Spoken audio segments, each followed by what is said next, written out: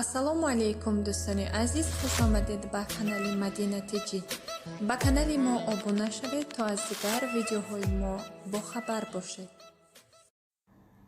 коста шудани тарбияи ахлоқӣ ва бепарвоии падару модарон нисбат ба фарзандонашон боиси аз назорат дур монда, шабгардӣ, кӯчагардӣ ва авбошу ҷинояткор шудани насли ҷавонро оварда мерасонад.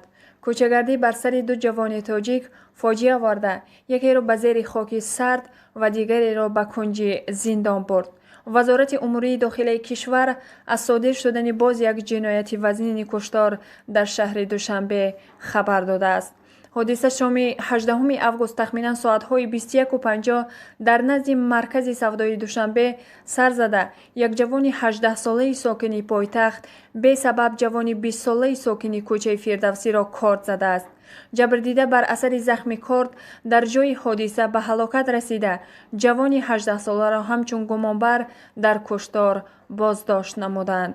маъмулан ҷавонон бештар аз рӯи духтарон аз ҳиссиёти рашк, ҷангу ҷанҷол ва кордзанӣ мекунанд, вале маълум нест ки дар ин қазия пои зан ё духтаре дар миён ҳаст ё не. тафтишоти сабабҳои ҳодисаи хунин аз ҷониби мақомоти ҳифзи ҳуқуқ идома дорад.